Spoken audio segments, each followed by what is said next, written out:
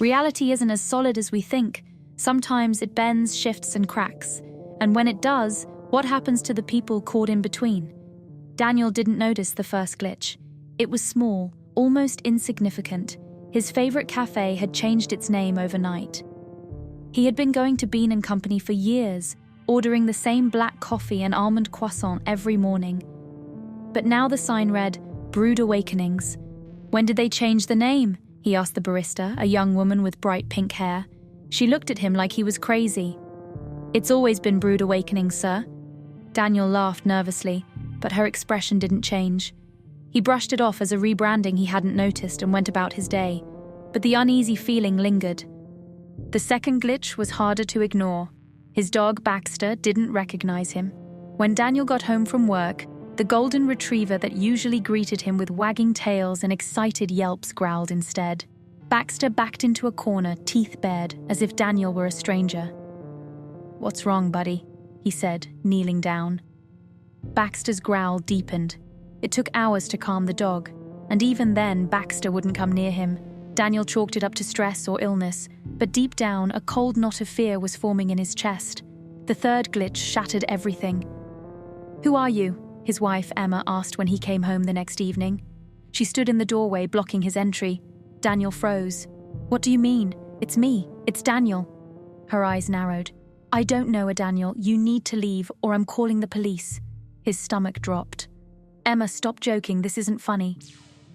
But there was no recognition in her eyes, only fear. Before he could argue further, she slammed the door in his face. Moments later, he heard the deadbolt slide into place. And Daniel spent the night in his car, scrolling through his phone for answers. His contacts were intact. His text threads with Emma were still there. Photos of their vacations, their wedding, even Baxter as a puppy, all untouched.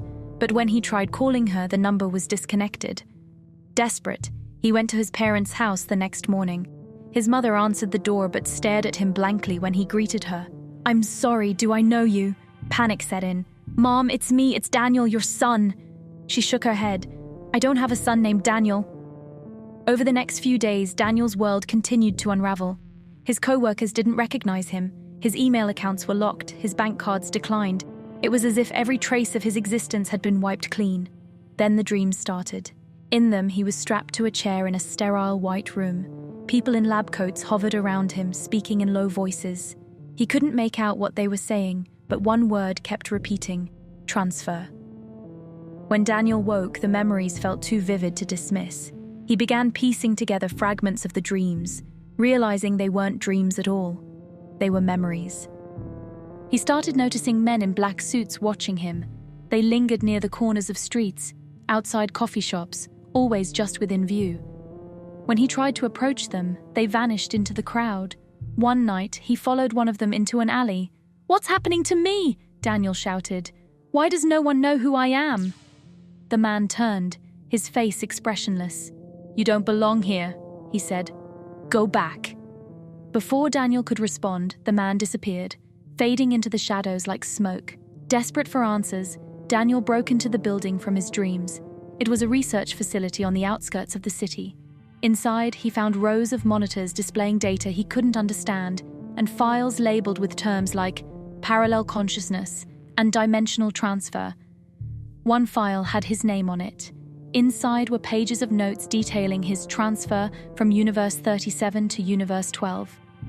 The experiment had been a success, but Universe 12 already had a Daniel, and only one version of a person could exist in a single reality. The notes ended with a chilling line: "Subject must be erased to prevent destabilization." Daniel realized his home universe was gone. Whether it had been destroyed or made inaccessible, he didn't know. All he knew was that he was stranded in a version of reality where he didn't belong. The men in suits found him in the facility.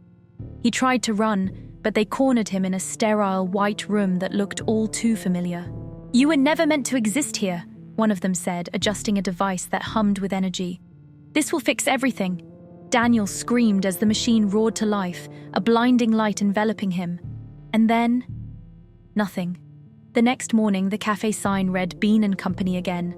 Baxter wagged his tail as Emma kissed Daniel goodbye before heading to work. Everything was back to normal. except for the faint memory of a man in a black suit, standing in the corner of Daniel's vision, watching, waiting. Reality isn't as solid as we think. Sometimes it bends, shifts, and cracks, and sometimes those cracks never fully close.